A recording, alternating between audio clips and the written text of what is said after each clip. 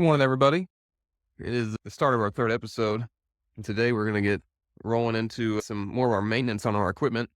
We got our trailer full of equipment here. You can see over here, we got our oil. We got our oil over here, and we got spark plugs and all that good stuff, and air filters, oil filters, fuel filters. I think we got to get one air filter for the V-Ride, which is our stand-on, the one up in front, just because we didn't have to replace it last year. We clean it out pretty frequently, but it doesn't always require replacement. It just really depends on how much you use it and the environment you're using it in. And you only really got into dusty environments towards the end of the year, and it shakes out really good. But we'll go over that. I think I'm going to get some eliminator blades from Skag. This to help mulch up all the leaves and debris left over from the winter. If people just have a little bit left over from their cleanups, and it's going to help disperse the clippings and really mulch them up a lot more than your normal medium lift or high lift blades that you would use more for a finish cut. We'll go more into detail on that here in just a little bit. We're also going to get some caffeine. I'm not normally a advocate for energy drinks, but sometimes you just got to have that extra punch. My drink of choice is a C4. All right, we are at Casey's right now. We've already called in to S&H Farm Supply in Rogersville, which, man, I love that place. S&H Farm Supply. They're great. They always have what I need, or at least have it readily available. Their service department's constantly busy, which kind of sucks. They do put commercial people or commercial mowers and stuff before this. They put commercial units before residential, which is good, because that's our livelihood. But they're just so far away. It takes me an hour to get there and back, and it just takes time to go out there. I've literally had to take a trip out there for a $7 part that I couldn't get elsewhere. So we're going to go out there picking up some eliminator blades, and I'll show you guys that. We did also decide to volunteer with the senior citizen home, which is actually my house. We did decide to bring our old man on a trip with us. He's shy, apparently. He always knows when I'm taking a picture of him, too. Mr. Bain. There he is. Oh, such a good boy. He's 12 years old, so he's old, but he's still feisty. Well, let's get on the road, and I did decide on getting a grape C4 today. Shout out to C4. I don't really expect a sponsor because I ain't going to drink it that much, but y'all are pretty good. But that's pretty typical in this industry. But all right, let's get on the road and go get these blades. And I got a drive belt and a deck belt for my big mower, so let's get rolling. All right, so we made it back from S&H Farm Supply in Rogersville. Again, took about an hour. Super friendly people. I can't say where they're located, and there's no local Skag dealers in the Springfield metro other than them, because, like other dealerships, Skag just doesn't want a lot of dealers within a close proximity. It just doesn't make sense for them to do that. They don't want to create competition for their own dealers. That just doesn't make any sense. But I wanted to share the two belts that I got. This is our deck belt for our Skag Wildcat. On the back of the trailer, that's our 61-inch mower. That's our main workhorse. I don't know how I got it. That was God bless me. But this mower I got several years ago now. It's got about 1,100 hours on it. For a commercial mower, that is not a lot of hours, especially not for a Skag. I believe some of their units now even have, I think it's for residential use, but they have up to 2,000-hour warranties for 3 years, whatever comes first. It's insane. Obviously, this thing is out of warranty. It's from 2004. Warranty doesn't really apply. But the preventative maintenance is always to change your deck belt. I'm not going to change my deck belt because I had some pulley issues towards the end of last season, which ended up shredding 2 belts within a month. The belt I have on it after I got my pulleys fixed, and my spindle was really the issue. After I got that fixed, I put a fresh belt on there, and that belt's still in good condition. I'm not going to replace it until it breaks or until it's tattered, because these belts last forever. Do not go and get an aftermarket belt. I believe the drive belts for the transmission is a little bit better in the aftermarket world, but I purchased 2 Gates belts that were a direct cross-reference from this belt, and I went through both belts in about 2 weeks. This belt will last me all season, pending any pulley issues or something getting stuck in the deck belt pulley system. So we got that, but this is going to be our backup because it is essential to carry this with you everywhere you go if you're mowing. Things happen, and these run. See, deck cutter belt, $104. You can get Gates belts for about $30 a piece. But like I said, I went through 2 in 2 weeks. And when that happened, I was only mowing on the weekends, trying to build the business. He also got Transmission drive belt. This is something I definitely recommend replacing every year, because if this breaks, you really got a problem on your hand. You can't even move the mower at that point. So it's just something you really want to take care of every single year. This one is a little bit cheaper, which is why I'm adamant about replacing it every year. It is $56.64 before tax. This year, we did kind of spoil ourselves with these blades, and they are expensive. These are Skag OEM Eliminator blades. I got all three in my hand. They're 21-inch blades for the 61-inch deck, and that mower has 3 blades. You can see it's got the teeth on here. This is to help mulch up all the leftover leaves, even small twigs. I don't want to call them sticks, because I don't mow over sticks, but things that are real thin, that I'm not worried about. This is going to eliminate them. And I run this type of blade at the beginning of every season and at the end of every season to try to eliminate all the debris in the yard that inevitably comes. I had to get new ones this year because the ones that I got, I believe, are fairly readily available to show you. I got these. These were the blades that I got with that mower, that 61-inch mower, that Wildcat that I'm talking about. You can see the big difference in how much this one has been sharpened. This one obviously is brand new. This one's been put through the ringer. This literally came with the mower. The guy that had this mower before me was using these blades. They're great blades. I don't know where he got them, though.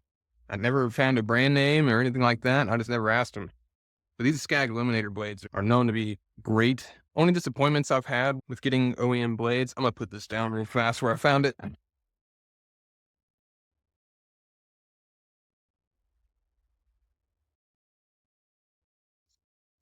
Only complaint I've had with the OEM blades, which isn't really a complaint because I can do this on my own. But, when you purchase new blades, you just kind of assume that they're ready to go, ready to install. I completely disagree with that. They have a coating. I don't know if I can get in there. They have a coating here. I can just run my finger on it, no problem. It'll cut, but this is not a quality cut, so I'm going to sharpen it. The other thing that I am kind of disappointed with is they're never balanced. Balancing your blades is super important to keeping your spindles in good condition and just your deck in general. An unbalanced blade will cause a lot of different vibrations. When you have this end being heavier than this end, it causes a weird rotation and causes more or less effort to spin them. So it just causes a lot of different rotations. And once you actually go from an unbalanced blade to a balanced blade and you've been mowing for a while, you will experience the difference in feel. It's pretty crazy.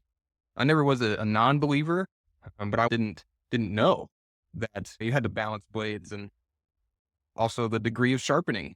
You had to keep a certain degree on the blades. So there's a lot more to just throwing these on and mowing. Right? You got to sharpen them. You got to balance them. You got to sharpen them at least once a week, depending on how many yards you're doing. There's some guys in companies that have 80, 90 yards they have to do in a week. You got to change those blades out once or twice a week. There will definitely be guys running around with 3 sets of blades ready to flip-flop them and throw them on their mower so they got fresh blades and they're sharp, ready to go, because grass will absolutely dull your blades over time. You move down south, it's going to be full of sand. I've heard people talk about how he'll go through blades once a month just because the amount of sand that's in the dirt chews right through the metal. Thankfully, I'm not in that situation. We are in a good area with good soil, decent grass. Not everybody cares about the grass, but I do. But all right, well, that's going to be our start. We're probably going to move on to changing some oil in the mower. We're gonna attach the truck to the trailer here, and this for safety, because those mowers have been winterized. They have not been turned on or anything since last season. I just like to drain the oil right there on the trailer. I can also do spark plugs right there without having to remove them. I like to have the truck attached to the trailer for more stability and safety always. It's a non-negotiable.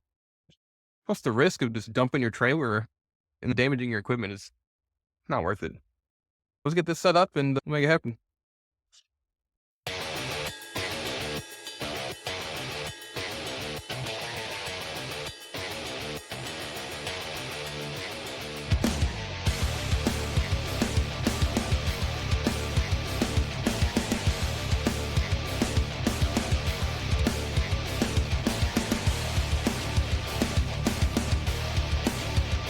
So in my process of unloading the trailer, I just pretty much load everything I'm not going to use over winter onto this trailer to save some space on the garage. I do use this space for men's group and storage, and I like to be able to walk around during the season. It's not as accessible. I'm not trying to hide it by any means, but please don't consider me a supporter of any kind of party. It's got Trump's head on Rambo's body, holding what looks like a combination like of a light machine gun and a rocket launch. It was the best $15 marketplace buy I have. It doesn't necessarily support what I believe in, so I just want to note that. Anyways, we're going to be changing the reason why I always keep my truck attached to the trailer when I'm working on it is because mistakes do happen. In this situation, it probably wouldn't have been too bad. I always use wheel chocks here, right here, and one on the other wheel. I always use wheel chocks to keep it from slipping. Whenever I was getting stuff off the trailer, I had kicked that wheel chock on the back end. No, it doesn't matter because I had my truck attached. But say it was this one that I kicked. Well, my garage has a grade going downhill slightly, and this trailer might have rolled forward. That's why we keep it attached. Anyways, we're going to try to change some oil here. I should put this Wildcat first. I don't know how much of an angle you're going to get of me actually doing it, but, you know, we're going to try. Yeah, so here's our filter. It is a little dirty from past changes. I did try to pressure wash it before I put it away, but it's not perfect. It's a 20-plus-year-old machine. I also did purchase this 10mm ratchet specifically to change this oil. This is a lot easier. I gotta get my bucket here. Here it is.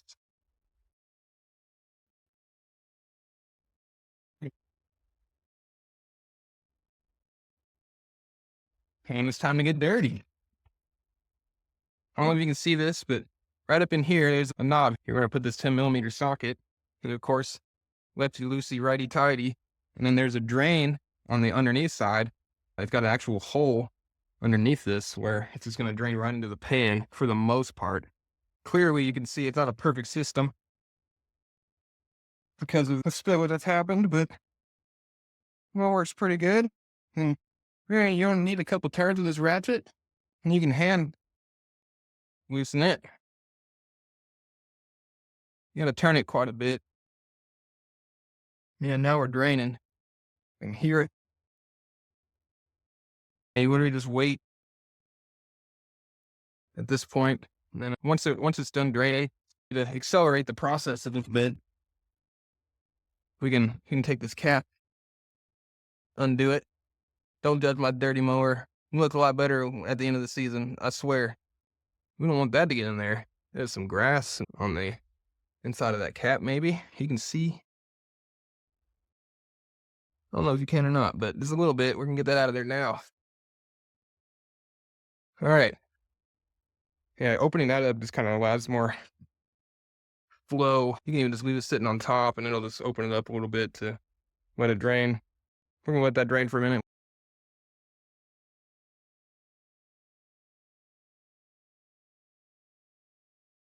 We're actually going to take some spark plugs out while we wait for that to drain. On this machine, I probably don't have to change them because I found I had some issues with it last year that were pertaining to the spark plugs. So they got changed pretty much every time I had this issue, but it was just because the throttle cable was out of position due to somebody. I ran the air filter and throttle cable into a low-hanging limb accidentally. It was the middle of the season. I made a mistake. But that would turn out to be the issue, not the spark plugs. So these are probably in pretty good condition. But prior to removing the spark plugs, we're going to disconnect the battery. I might be able to get away with this 10mm ratchet again. It's right behind us. Oh, it looks like it's a 12.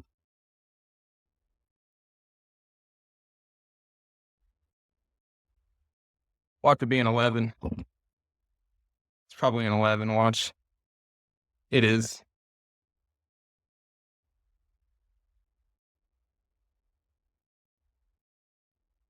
Come on. Thank you. All right. Got a 1/4-inch ratchet here. We're not doing anything crazy.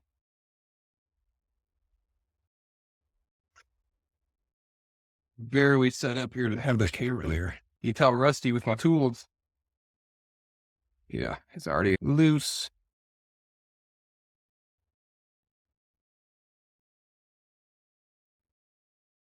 It's making me a little nervous. It's smelling like fuel. Oh, I guess I am right about the gas cap. That makes a lot of sense, don't it? All right. So we got that done. We're gonna set it up here. Should be able to see spark plug, which is right here. Got a little extension because they are kind of deep in there just a little bit. Let's remove our boot. There's our boot.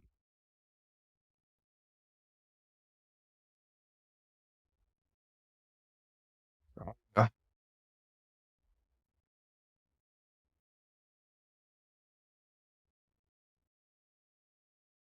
That's why I stopped. I didn't, I didn't know what kind of noise it was making.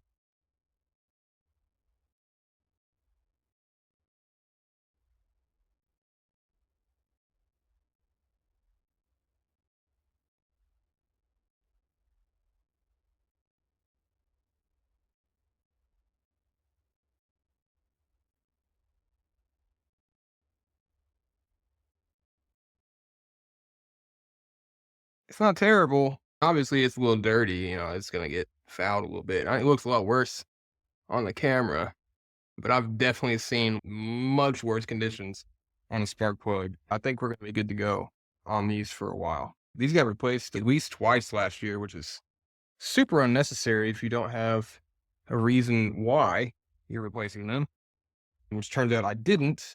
I just thought might have been an issue. It wasn't. Just a result from my own stupidity running this thing into a tree. It happens. You gotta be cautious about being hard on yourself when you make mistakes. It's okay to be hard on yourself, um, to want to do better, but you shouldn't let it linger too long because this is not good for anybody. Learn from it, move on from it. Don't make the mistake a second time. And if you do, rinse and repeat. Just be easy on yourself. You're gonna make mistakes. It's just the facts. I guess I can check the other side just to see if there's any difference and see if it's fouled at all on the spark plug, but I really doubt I'm gonna see much of a difference. We'll see. Get over here.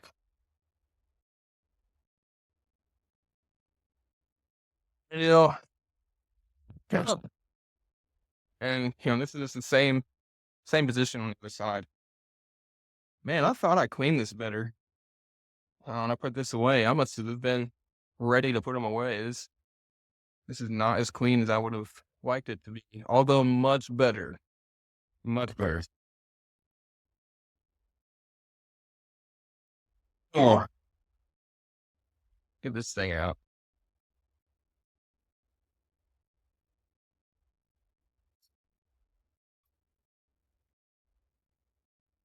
Oh, that one doesn't look as good.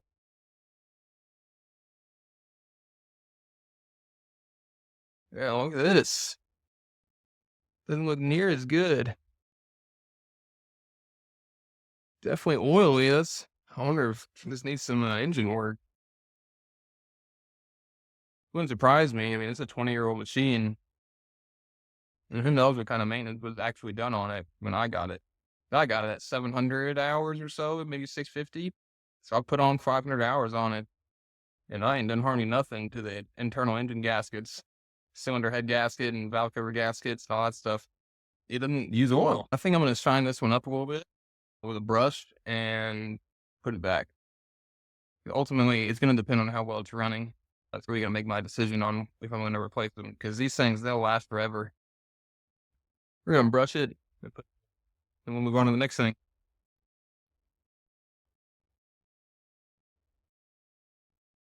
All right. Next is going to be our fuel filter. Try to above our oil filter, and I'm doing it right now just to get it out of the way of the oil filter. We shouldn't have a lot of gas coming out because it's been shut off for so long, but we got a bucket underneath just in case. Gotta take some pliers. You gotta be skilled a little bit. Move them down. Got a couple of squeeze clamps on here. This part can take a little bit of force. I'll show you what we're sitting on. This is why that happened. We're sitting like right on the fuel tank here. So it's barely big enough to support you. See if I can get a better spot. Pull this out. So just a heads up. We're gonna move this way up here out of the way. That kitty wants to be friends so bad, but this little kitty gets beat up on a lot around here. There we go. Sometimes you gotta break the seal inside the hose. There we go. You probably heard that. Ah, not fuel. And it's very important to remember, which like these should have lines on them telling you the direction of flow. This one's worn off, but this one, the new one, I mean, you can also see the difference in quality. All right, I think I fixed that issue. I believe a voice command option on these, and just assuming that I'm saying to stop, but I'm not saying stop. Fuel filter difference: clean, dirty. It's obviously been filtering. The arrow you can see right here is going to tell you which way it's going to flow. It goes this way because that is leading into the engine. And putting it on is way easier than taking it off. I spend so much time locked in that same position that it just wants to stay forever, which is fine. Well, don't forget to return your clamps. Oh my goodness, I took that off to get it out of the way of the oil filter. And I got so excited to show you guys. We can just get in there with our hands. It's not a huge deal. This is where it does make kind of a mess, unfortunately.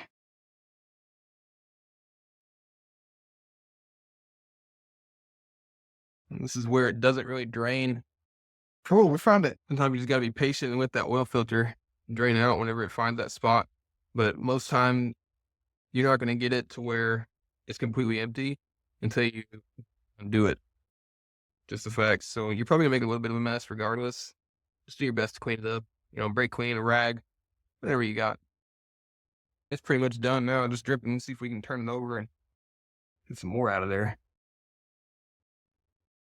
Not looking like it. So we're gonna take it off. Wish me luck.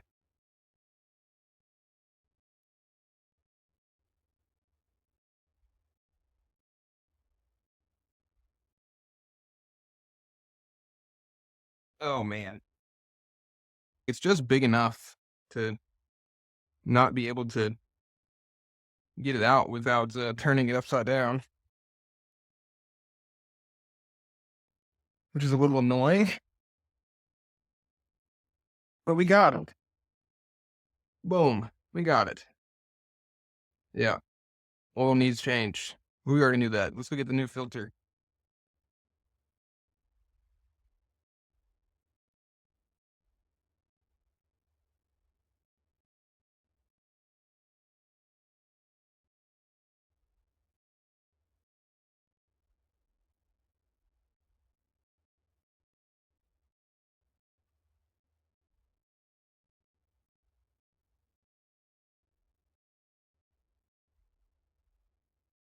All right, we got a new filter. I need to grab that oil too.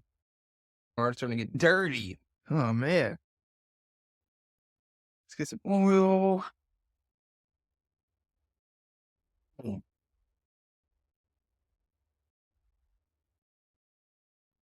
I might get some hate on the type of oil that I use. But right now I'm using the O'Reilly brand oil. I do think that oil life quality is a thing. I think that some oils last longer between changes. But at the end of the day, oil is oil. I mean, it's going to lubricate the system. On top of that, I'm getting my shirt dirty. On top of that, they have a 6-gallon box of oil that I'm going to end up purchasing. with a drain nozzle on it. It's super cool. It's like $135 for set synthetic, which I think I am going to switch to this year. And then there's also $120 or so, obviously depending on your area, for conventional oil. So we're going to make sure we lubricate our oil filter with some new oil. I don't pre-fill them. No need to do that. We're going to stick this back on here. I did end up making a mess on the undercarriage. Dang it. So we're going to get some rags first while it's empty and clean it up a little bit.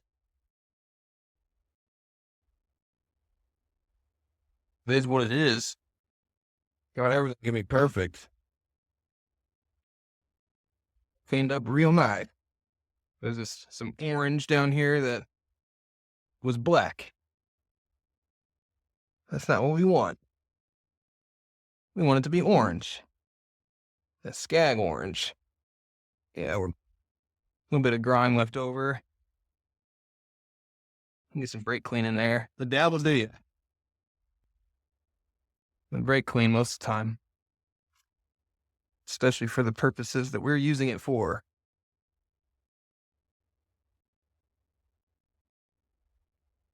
Wipe that down just a little. And now we're ready for our new oil filter.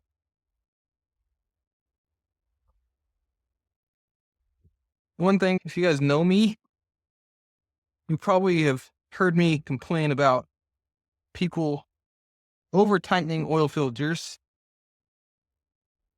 It's a passion of mine.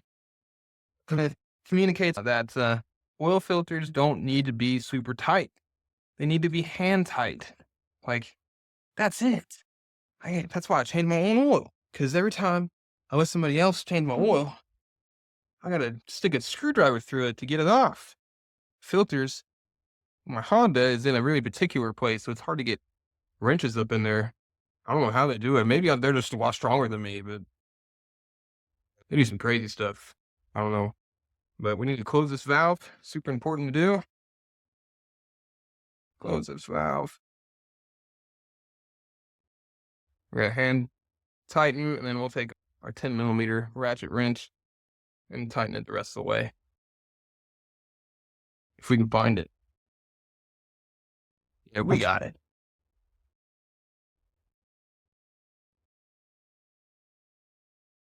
Other way. Yeah, there we go. I always gotta test out my wrench, see which way it's going. Oh yeah. And again, these don't really need to be tight. It's just a little easier to give it that last push with a wrench. We got oil change. We gotta add oil. I gotta look up the capacity, even though I'm pretty sure it's like either 1.9 or 2.1 quarts of oil. We gotta add that. We gotta go do the V-ride real quick. We're gonna start it up. We got our fuel filter change, oil filter change. We checked our spark plugs. Oil's drained. We just got to put some oil in it. So we're gonna measure that out, and then we'll move on to something else. All right, so we got 1 quart measured out. We're gonna stick the unknown object, and I just can't remember the name of. Then we got 1 quart. I always like to have an actual quart bottle. I'm gonna get more official oil measuring tools. I'm gonna get more tools to measure out my pesticides. You don't want to use the same measuring tools for pesticides as you do with oil, because it's not a good idea. So I'll get some more of that. Put that going there. Put it in a bottle and then measure out our second quart. It is 2.1 quarts in this. I usually put a little bit less because you don't always get all the oil out whenever you're draining it. Believe me, I'm filling up this bottle.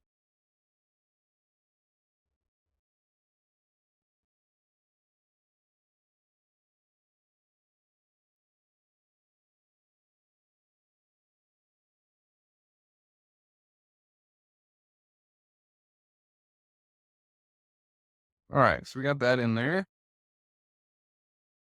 Fill this back in there. And yes, you do fill it through. Our vocabulary is out the door today. I don't know what's going on. The dipstick tube. Thank you. I don't know if you can see, but we went up to about right here where the fill mark is up here. So it's just about 2 quarts. We'll let it sit for about 10 minutes and see where the level's at. 'Cause I'd much rather underfill it than overfill it. Overfilling can cause pressure in the engine, and you don't want pressure. I'd rather have too little than too much. I just don't want to drain it out again. Because then you have to gauge how much you drained out, and you got to add more than you should have. It's not cost effective to do that, so we're gonna stay under than over. Because like I said, you don't get all the oil out a lot of times when you're draining. Also need to cover the air filter. We need to replace that, which that's not super hard. This right here is actually the top of the air filter. My big tripod is not going to fit where we are. So essentially, we're going to take this cap off, smooth this dipstick out of the way. Here's our cap, clamps to the body of the air filter housing. This thing definitely needs to be changed. The good thing is there's a secondary air filter. I'll pick you guys up. There's a secondary air filter in these things. This is our primary air filter. This is what is on the outside. And that's going to be your secondary air filter. The rule of thumb is you change the secondary air filter only whenever you neglected the primary air filter and you allow debris to get through the primary air filter to get onto the secondary air filter. And there's a little bit on the inside of the housing, but it's not on the filter. As long as that filter is not dirty, you're good. That's your last line of defense. You can see the comparison between the Knight's white filter and then this filter was white at one point. So we're going to change that real quick. Because I believe they got cleaned up plenty of times last season. And we have plenty of extras. We spent a little bit extra money last year stocking up on spare parts like this. So we didn't have to front as much capital in the beginning of the season when money's not necessarily coming in abundance. So yeah, this is our new filter though. Quick comparison. Way different. So we're going to throw that in there. Very, very important. Fits nice and snug. I do like Wix filters. They're a little bit cheaper than your OEM filters. Only downfall I've had with Wix filters is actually the air filter. This little lip here is not there on the other filters. And so when I put this cap on, until that little lip there gets a little worn in, it doesn't like to fit right like I want it. It filters out nice. I have to like force it. I need two hands here. So I'm going to put you down. So we need two hands to really get it in there and get it sealed. So I did figure out what I'm going to show you guys next. A lifesaver. Before I got pneumatic tires, this thing came to my rescue so freaking much. It's like $60 through Amazon. I believe is where I got it. I want to give a quick shout out to Matthew. He's actually the one who showed this to me. I believe he got it as a gift to keep in his car. This thing, you know, it's digital. So it has a digital air pressure monitor. Essentially, turn it on. You can see the 3 bars and it'll show your setting that you want it to be set at. But it'll also show you the amount of PSI that it's reading, which is super cool. You just hit the button and it starts working. I haven't used this thing almost all winter, and it still shows a full charge. We all know that's not realistic. It's just showing me a false reading more than likely. But the fact that it's sat in my truck pretty much all winter and it's still just turning on and operating perfectly speaks for itself. $60, well worth it. I believe at least 3 of the 4 tires that I need to air up on my mowers are low. Just because you run over stuff. Nails, spikes, whatever it is. It just happens. But yeah, $60, well worth the money. It's already paid for itself 10 times over. But now I just got pneumatic tires for my front tires, and those are the ones that are more susceptible to going flat. The rear tires are a little bit more meaty, which you actually see there, right in here. That tire is completely flat on my V-Ride. I'm about to put some plugs in there. And if I ever get the opportunity to show you guys how to get a tire back on the rim out in the field, I'll definitely take the opportunity to show you. You just need a ratchet strap, an air compressor, and a little bit of effort. Oh, and a jack. You do need a jack, which you should be carrying anyways if you're out in the field. Yeah, we're going to go air up these tires while that oil is draining. I've decided I'm going to just make one video for the Skag Wildcat because it has taken a little bit more time and there's a lot of information on this. I don't know if I'm going to make a video for the V-Ride or not at this time, but we'll see. We're going to continue on with the Skag Wildcat, though. We still got to replace the belt and then check the oil. We still got to change the oil on the V-Ride, too. Let's get rolling. Oh, and the hydraulic fluid. You got to change the hydraulic fluid and both of them. Even though the V-Ride, I probably could get away with not changing it. Got less than 100 hours on it. But this is principle. You change it annually. I still got warranty on this thing. They're going to want to know that it's been taken care of. And all right, let's get rolling. All right, guys. Let's start. That would be good. The good thing is the hour meter is still rolling, so the battery did reconnect the battery earlier. We replaced the air filter, we replaced the oil and the oil filter, replaced the fuel filter. Get it off the trailer now and work on the hydraulic fluid, which is a bit of a process. I'm doing the more covered. I'm a real by the book type of guy with this stuff. Because technical pumps are not cheap. 1,200 feet. It's two. That's just the part. There's the option to rebuild it. There's still labor involved, and you may not be able to rebuilt. So we're gonna see what happens here. Get started. We'll roll the trailer out and warm it up. Back it off and get started on that hydraulic.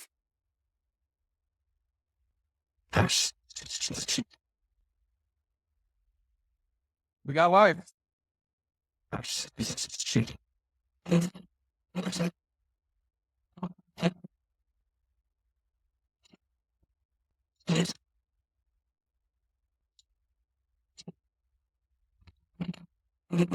a whole machine. So it's gonna smoke a little bit, unfortunately. We got a fan going behind us. We'll let that one up for a bit. We'll roll the trailer out, get it off the trailer, and continue on.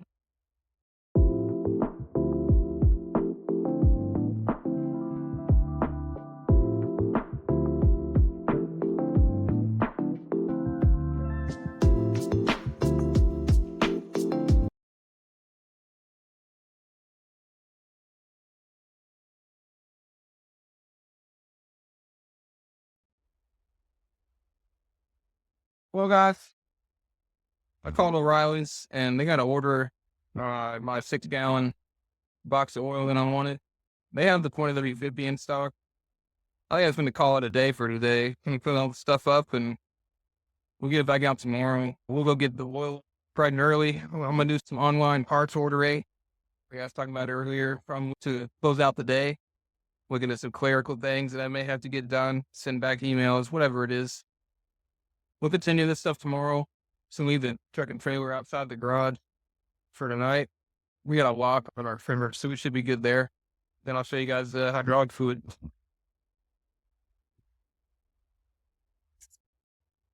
All right, guys. It is the following day. We're here changing the hydraulic fluid on our Skag 61-inch. I did have to refresh my memory a little bit. I mean, you only do this once a year. There is a process to it. The first step is pretty simple. We're just going to remove the cap on the reservoir. It's kind of the same theory as what we did with the oil dipstick tube to allow more flow. Whenever we loosen the drain plug, it'll allow more flow. So we're going to do that real quick. What?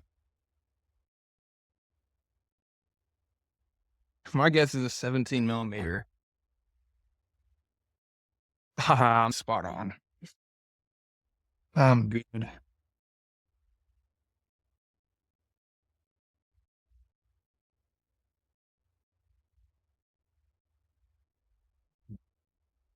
If I remember correctly, there's no way to avoid a mess here.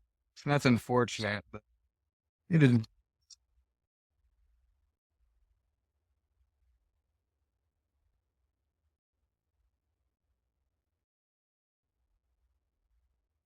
We do got our pad underneath there. We're gonna do the best we can.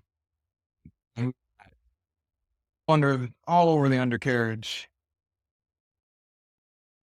That is a bad design, although the engine oil is a much better design. Let's not forget that. I am rocking Maz disposal tank top today. Shout out to Mac and Allison that makes up the Maw's disposal. So we're gonna let that drain for a little bit. I'm gonna continue refreshing myself on the process. After this is drained, we'll remove the filter and replace that and see what happens. We'll go from there. All right, most of that oil is drained out from the drain plug. I'm trying to get this filter off. I put this on to hand tight, and it is still just stuck on there. These things only get replaced once a year or every 500 hours, whatever comes first. So with this machine, I have to do it once a year. Even with pliers, this is not one to budge. We're gonna put this drain plug back.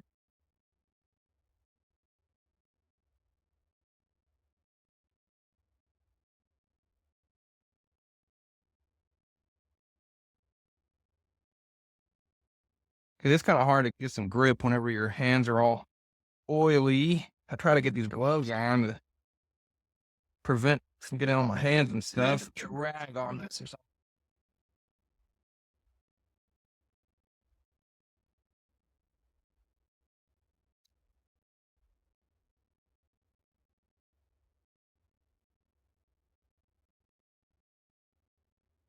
Okay.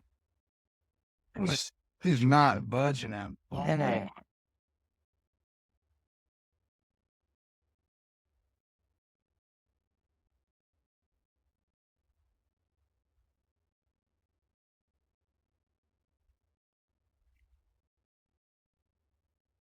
There we go. Got a good bite on it that time. Hey, still not wanting to spin free. All right, we're doing 16th of a turn at a time. The struggle is I can't quite and turn it.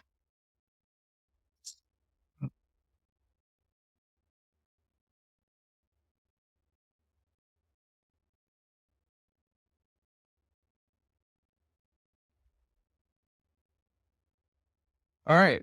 Drastic times calls for drastic measures. Oh, let's get this off.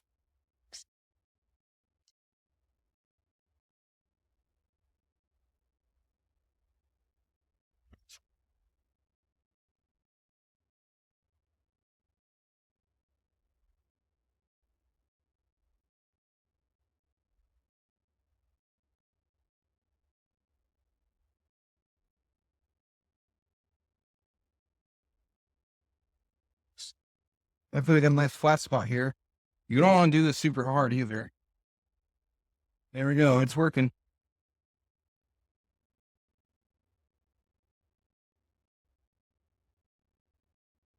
Wait a sec. That really. Oh my goodness.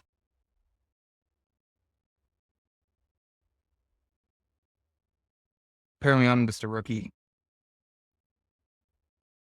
I'm turning it the wrong way.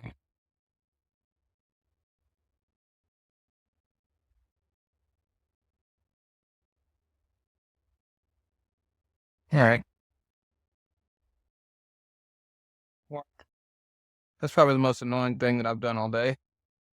So that's not bad. We're going to move on from it. Sometimes we just make silly mistakes for no reason and make it harder for ourselves. This is an item that gets rather dirty. I do want to take some brake clean to it on a rag and just kind of clean it up because there's a lot of debris that gets put up in there on that filter. I just want to clean it up a little bit before we throw the new one in.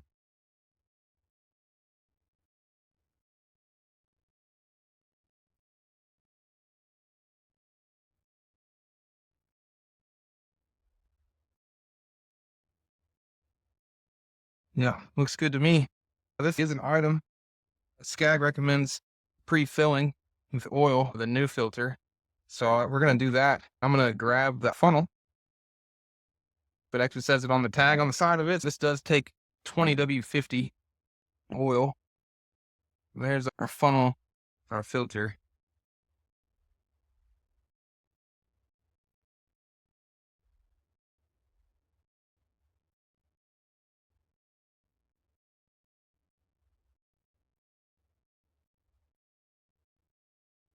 Get that off our fingers. What we don't want is a little debris in our funnel just get running into our hydraulic system. We don't want that. That's all it takes right there. Just a little bit. We're gonna get this out of our way so we don't kick it over and waste $25. Just for kicking it over. I'm gonna take a little bit out our funnel and get on our rubber seal before we install. It's gentle. All right. Let's put this out here. I come this. You can come in the skinny. Make sure we're turning it the right way this time. We are. Practice makes perfect.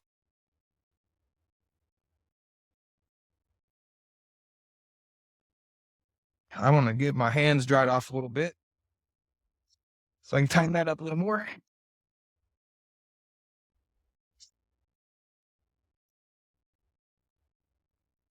Oh, yeah, that's not gonna work. Don't do this at home.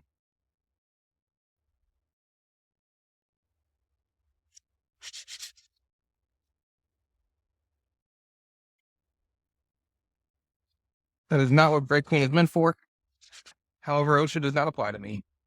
It will dry your hands and get rid of some of the oil on them. All right, we got that tightened up. We still need to tighten up the drain plug. We just finger tighten it. You don't want to over tighten this either. This is going to be snug. Hydraulic system is very sensitive, so be careful with that. All right, put this back up here. Now, we just need to fill the hydraulic system. So we're going to do that real quick. I'll lift you guys up with me.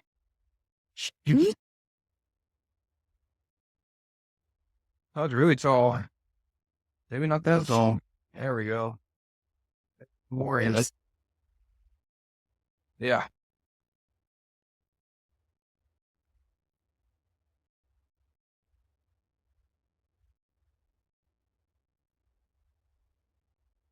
We're gonna get a chair because we're old. We need our oil though. And like the spec on this, like the actual quantity, you're supposed to get it up to 3¼ inches from the top. That's their spec, which I believe is most of this 5-quart bottle. Most.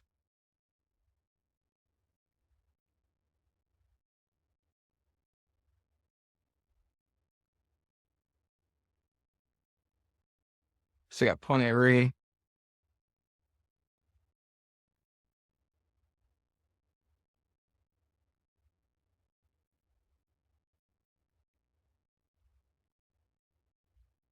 I think we're actually approaching the top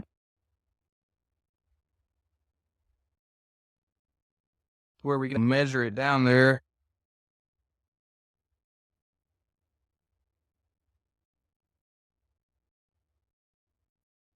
It's hard to tell. I will say that.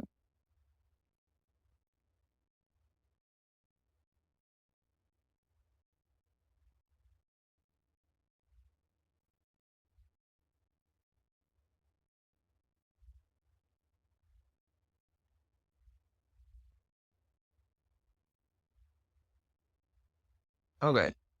We made some leeway on filling it up. I'm gonna get my measuring tape out. It's in my car. All right, so there may be a better way to do this. If there is, please comment and let me know. What I'm done is I just take my measuring tape, find 3¼ which was pretty simple, and then I'll just dip it in here until I get to. Oh, apparently I can't with this one because it's too big. All right, same principle.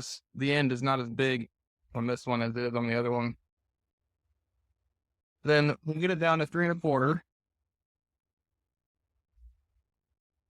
and pull it out. And if we have oil on the bottom, which looks like we do, we'll wipe it off and try it again. I just want to be sure that you're at the right capacity.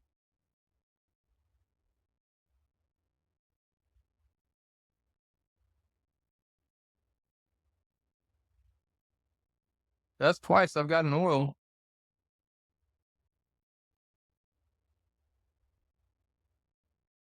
I think we're spot on first try. That's impressive. All right.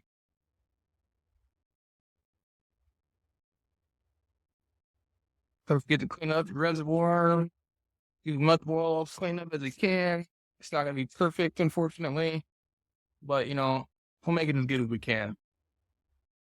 And this is where I get the book back out. I got fancy skag.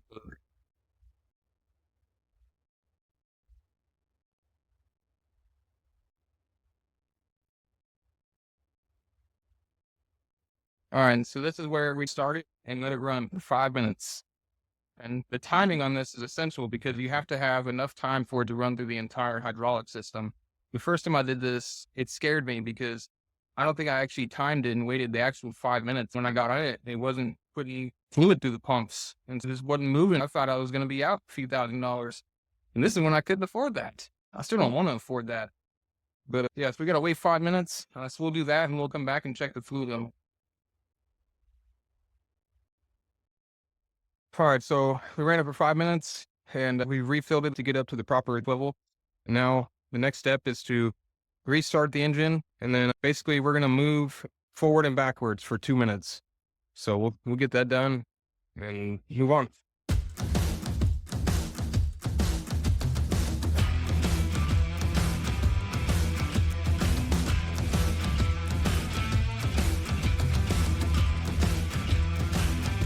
We drove back and forth for a couple minutes. Seems to be responding great. We love to see that. We don't want hydraulic issues at the beginning of the season.